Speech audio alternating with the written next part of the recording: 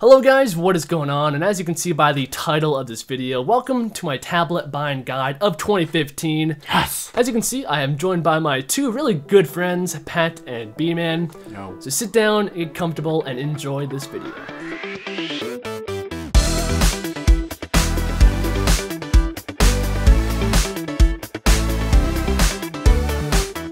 So we're going to begin this video talking about the best full-size tablet, and to start off the list is the iPad Air 2. The classic. Very classic. So this got a nice tech spec bump from the original iPad Air. It's much lighter now. It has the same display resolution, Retina display, 2516 by 1536, you know, pretty regular stuff. Basic stuff, man. But the processor did improve. It now has an Apple A8X processor. The camera was also bumped up to an 8 megapixel 1080p camera for the back-facing camera. Same as in the iPhone 5S. Exactly. They also did add Touch ID to this one, which, you know, is a nice thing that has been doing very well for Apple, the Touch ID.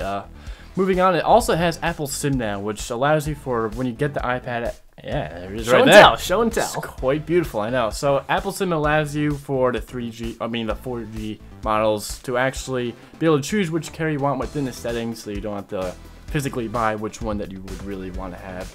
Moving on, flexibility. The price is pretty standard. It's what it always has been, starting at $500 for the Wi-Fi. Nice and cheap. Nice and cheap, and yeah, nice and cheap. And if you want 4G, you'll be pumping up to $130 more to $630. Yeah, so the iPad is a classic bet. For most people, that's probably the one you want to go with. But the next best full-size tablet you can go with, at least in our opinion, is the Nexus 9. Now, this came out in the fall of 2014, same as the iPad. And it has a lot in common with the iPad, so it has the same exact display resolution. Although the size comes in at 8.9 inches, the full-size iPad is 9.7 inches. So it has a pixel density of 281 ppi. I knew that off the top of my head. It has a decent build quality, aluminum band going around the outside, although the back of it is plastic, but overall the build quality is good enough. Not as good as the iPad when it comes to build quality. That's kind of to be expected at this point. And when it comes to the CPU on the inside, it has a very awesome chipset. It is the Tegra K1 backed up by 2 GB of RAM. This is a very fast and very capable mobile processor to find in a tablet. So the Tegra K1 is a very good processor, especially for gaming. It's one of the most powerful mobile processor out there as far as in tablets. It has 192 CUDA cores, which is very good. So overall, as far as gaming goes, this will have a lot of support into the future. So it's a good future-proof device, you could say. So it'll last you a long time if you buy it. Yeah, it's one of the fastest mobile processors you can find in a tablet right now. And to finish up the Nexus 9, it has a dual front-facing speaker, so it's going to be awesome for watching movies and just consuming media, which is what tablets specialize in doing. And it has an 8 megapixel camera on the back, which, you know, gets the job done, and it begins at $399, so $100 less than the full-size iPad, so it's a very good option. And it also has Android 5.0 Lollipop on the inside. Can't forget about that. No skin on the inside, and it's first in line to get updates from Google because it is a Nexus device. Okay, so now to start the next section, which is the small tablet section. We're going to start with the NVIDIA Shield tablet, which is very good. This is the main, call it the gaming optimized tablet. Again, it has the Tegra K1, which is clocked at 2.2 gigahertz, 192 CUDA cores, all that good stuff. Comes with 16 gigs of storage, and the display size is 1920 by 1200. So very good quality, especially as a pretty small display, so it's going to look really good. Yeah, it's on an 8-inch display, so. And it comes with the integrated stylus. It's a very good overall tablet for anything, not just gaming. Has a good battery life at right around 9 hours, so it should last you through most of the day, depending on what you're doing. Gaming, it would last a little bit less. But overall, as a tablet, since it starts at only $300, is a really, really good price point. Yeah, $299, so it's kind of a budget tablet as well. It's small, it's excellent for gaming, has a dual front-facing speakers, really good for watching movies, and it's a very good 16:9 aspect ratio, 8-inch tablet. So moving on to the next one, Brendan. So the second small tablet that we recommend is the iPad Mini 2. Now we recommend it to because when you look at the specs between the 2 and the 3, there really isn't any difference at all, aside from the fact that the iPad Mini 3 has got Touch ID. Everything else, the specs are still the same. It has the same display, it has the same A7 chip, it has the same camera. Literally everything is the same. Same design. Same design.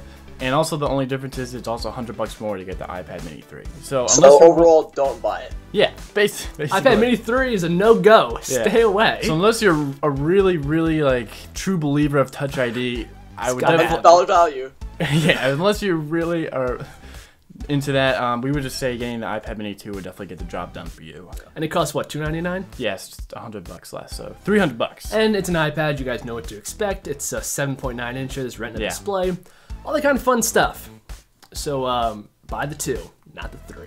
So now to begin with the budget sector of the video, again, we're going to just say that the NVIDIA Shield definitely falls into this, with it being only $300, 16 gigabyte storage, a little bit above a 1080p display, so great tablet for this section. But now the second really awesome budget tablet I want to talk about is the Nokia N1.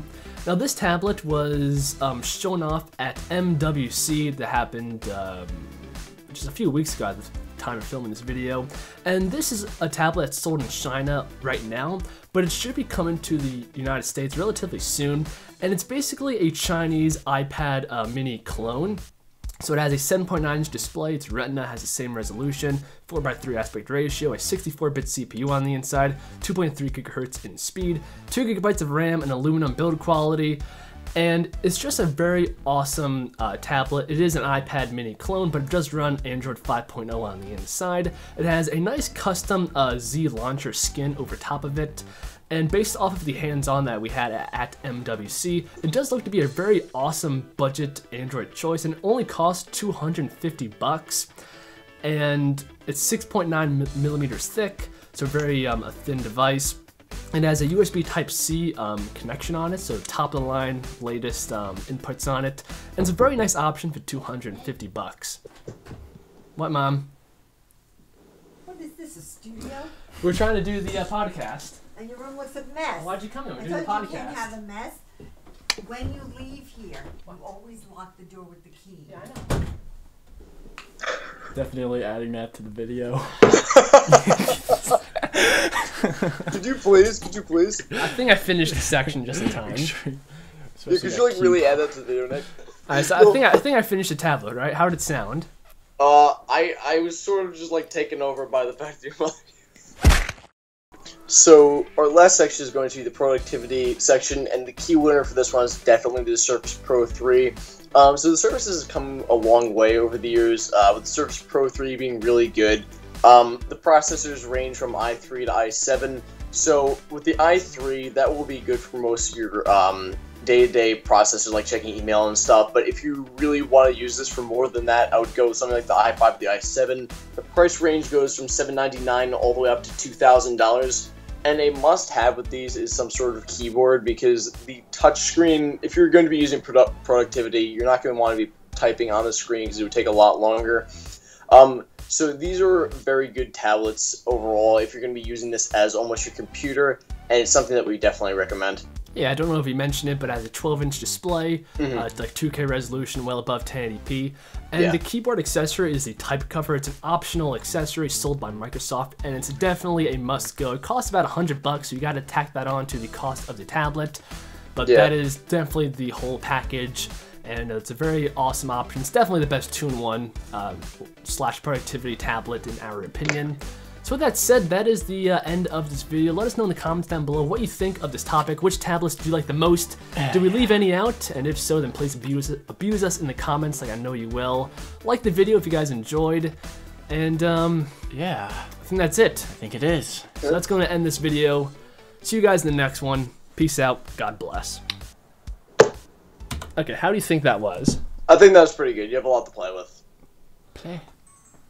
I feel like it was kind of random. Like, I don't know if we gave enough info.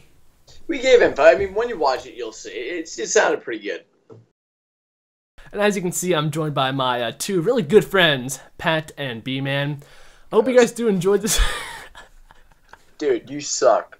I do suck. This is only the intro. I'm going to do it this time, I promise. This is all edited Promised for me. 3 times ago, Nick.